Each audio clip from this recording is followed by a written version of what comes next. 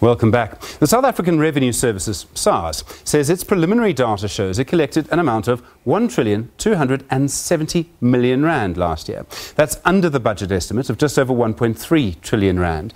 It seems that some of the shortfall came because of VAT refunds that were paid to companies. The acting SARS Commissioner, Mark Kingon, made the announcement today as unions said a settlement was imminent in their strike at SARS. The acting Commissioner is here for you now.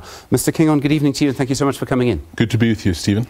All right, so obviously a huge amount of money that you've collected. I mean, as soon as you get into the trillions, it's real money. How do you feel about it? You were just under the target, and yet it's still quite a large amount. 1.1% seems little, but it's still significant, being 14.5 billion. It's a considerable amount. And obviously, if one considers that our total revenue grew by about just over 8% at 1.5 trillion, 1.457. But what was incredible is that our refunds grew at over 20% for the year, increased from year to year. So a significant increase in refunds year on year. What was the reason for that increase? And obviously, we've got to go back to the year before. Tom Moyane was running SARS at the time. There were all sorts of issues. There were issues pertaining to how we were handling refunds as it came to medium-term budget policy statement last year. And we've made a concerted effort to try and catch up. So our VAT credit book, as we sit here tonight, is standing at around 24.7 or so billion, which is about a month's turnover. And that's what you should be at. So anywhere between 19 and 24 should be where you are. So we're very gratified. Obviously in that amount of is fraud cases and cases where taxpayers are not responding and things like that, but we are very gratified. So in a way, perhaps, would you suggest that this preliminary data allows you to draw a bit of a line under the VAT refund saga? Yes, very much so, and it puts us in good stead going into the 2020 financial year because there's no catch-up required. So it's simply keeping going with the refunds. We will not have to catch up again. We've done the same on CIT to some degree. Where considerable catch-up has happened over the last year, where we've got assessments that have been in audit for a number of years, which we managed to complete and refund the amounts where provisional tax was overpaid. So on both VAT and CIT, we've managed to reduce the credit book, which is good. You started by saying that revenue is up by 8%. If I was your spin doctor, I would say, considering the economy grew by less than 1%, that suggests you're much more efficient than you were. Obviously there is an inflationary piece to that we need to, yes, and that is why I put it on the table. I mean, I am here to sell a good picture because it's both are up. Both revenue, it's 8.31% growth year on year, and then obviously the refunds. So yes, it is a good news story, but there are many gaps, and there's a huge tax gap out there, people who are not doing what they have to do, and us not going after them as much as we should do. Well, I mean, you take us straight to the high net worth, the high value unit, all of the high profile things. Some of them were closed down, some of them are being reinstated.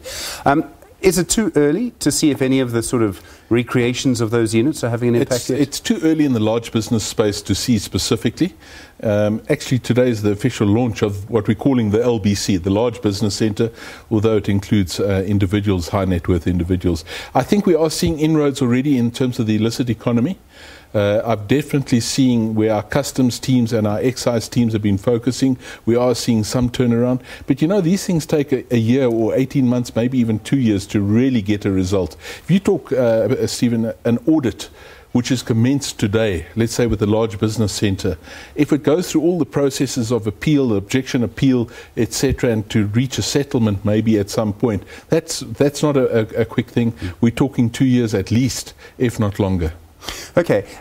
Do you believe that after all of this, it'll be easier for SARS to get the target next time? And I realise that it's a moving target and that the Finance Minister is not always your friend here. Well, if you consider the targets in excess of 10%, we're talking 1,422 billion, 1,422 billion. It's a significant amount. It's an excess of 10% growth year on year. So it's going to be a tough ask. Let's not bluff ourselves here. But if one looks at the opportunities that we have, if you look at, for instance, people who we know are not complying, just look in the streets where we see cars which people are just simply don't have the income that they're declaring to us, which they are driving. We are seeing the allegations which we're seeing elaborated on at the State Capture Commission. These are all tax evasion that is happening in front of our eyes, and we need to get on top of that. Well, I mean, that's the grand stuff. Then there's the person selling single cigarettes on the side of the road to minibus taxi drivers. There's the guy selling literally all over the country, selling a box of cigarettes for 20 Rand when there should be 42. Well, no, you know, I've got 2 packs in my office. We bought at less than $10 a pack, where the minimum duty as it was last year was $17.85. But we are seeing an increase in the price on the street. We do believe some of the inroads that we're making in terms of both imported as well as locally manufactured cigarettes is making some ground in terms of getting what people are saying is 8 billion a year lost to the fiscus in terms of tobacco. Fuel's another industry that we're making significant inroads, where fuel has been also part of an illicit economy as such. But we've also got other illicit financial flows that we need to get on top of. Transfer pricing or transfer mispricing, base erosion, profit shifting, or simply people not declaring income and taking it out the country in some form or other. Okay, there's been the strike at SARS. I can't recall the last time there was a strike at SARS. 10 years ago. 10 years ago. There was a statement from yourselves and from the unions this morning that a settlement was imminent. You've signed with the PSA, is that right? Correct. Nahawu? Well, that's ongoing discussions. So we need to see where that leads. I think it would be incorrect of me at this point to comment in terms of that. But we are very gratified that we could meet a point where we are with a multi-year agreement. And we'll be releasing more information as we go in terms of that. Okay, we'll keep an eye out for the statement, which I suspect you just leaked is coming. Let me put the question to you like this, though, because this might be important. As you say, the first strike at SARS in 10 years. Has this soured the relationship between yourselves and workers? And there's been a lot going on at SARS that would not necessarily be related to yourself, but that might have soured the relationship. No strike is welcome. I mean, let's be honest that we would prefer to have a relationship that allows us to work orderly with our staff and have a productive and happy staff. But when we get people asking 15% to start with, Stephen, no, that's just impossible. And the pockets are only so deep in terms of what we can do. So you can't just give in. You need to engage and find a way ahead, which we believe we have reached. Not a perfect solution for either party, but we do believe a good place to be. Okay, so hopefully next 24 hours, back to normal? Well, can I just say that in terms of the PSA workers, they were back at work fully today.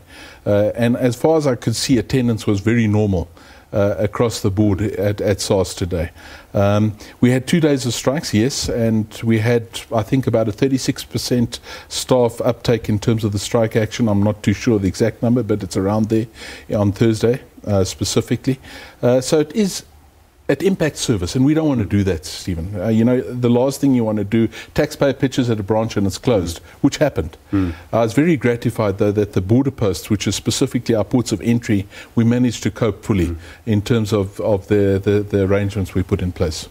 Last week, the President Cyril Ramaphosa, announced after a process involving a panel and the Finance Minister Tito Mboweni that Edward Kieswetter would be appointed as the new Commissioner of SARS. He told me, I mean, I know that you two gentlemen have known each other for a very long time. You had also applied for the job, though. Yes, of course. I mean, you're allowed a little bit of disappointment. Yes, of course, Stephen. But I'm a man who can put things behind me, and we move on. Yes, there's obviously sadness when you apply for something you don't get it. Just like a child, you feel a bit in one way you're sad. But as I said to my wife, I'm also glad. There's a lot of stresses that come with this job. But I'm here to support Mr. Kieswetter in terms of the process going forward. We've got a lot of work to do. And we need all hands on deck, and specifically dealing with the revenue flows, and make sure that SARS is in the public image is an esteemed entity. That's what my desire is, and I'm going to work with him to achieve that. You've been partially at the top of SARS, running it for a time, but also near the very top, during probably the most tumultuous time in its history. You would be allowed after all of that to go into what I would call a cushy job in the private sector, although the private sector would say it's not that cushy. Are you going to stay at SARS? I intend to. I intend to at this point in time. There's nothing that I'm jumping ship at this point in time. I've been there 35 years, Stephen. I'm a taxman at heart. I have had no other employer. I think I'd probably find it difficult in the private sector. It's not because I'm lazy or anything like that in terms of working in the SARS environment, but it's my knowledge base, it's my understanding. I know the business back to front. I think you could ask me on 99% of the work there. I would have a general understanding. I've been involved in most sections. I intend to stay. But obviously we don't know what tomorrow brings. And we would see. But I really want to see SARS being a success. SARS being successful is key to our democracy. SARS fails, our democracy can fail. If SARS succeeds, it will give government and empower government to deal with the disparities that there are in our communities, the haves and the have-nots. We have to get on top of that. And we are a crucial role player. We collect 90% of the revenue of government. If we fail in that, government's got a problem. And I believe that we have, in part, failed over the last few years. So, in a way, as you say, the most difficult time, I mean, you failed in part over the last few years. Is SARS now in the right direction? I realise, in a way, you're preparing for someone to take over, but you've been trying to get it back in the right way. We've been trying. So there's many things we've been doing. There's many things still to be done. So if you look at the Nugent Commission report, there's a couple of issues that we still have to do. And if you read the media, yes, there's some fingers pointed that I haven't done this or haven't done that. But, each thing takes process of time. I think there's a foundation being laid for Mr. Kisvetter to take forward. He's got his ideas in terms of how we're going to go specific areas, and that's fine and well. We're going to support him to do that. Mark Kingon, thank you very much indeed. The current acting SARS Commissioner at SARS, of course, with the latest on that preliminary data and on the strike at SARS.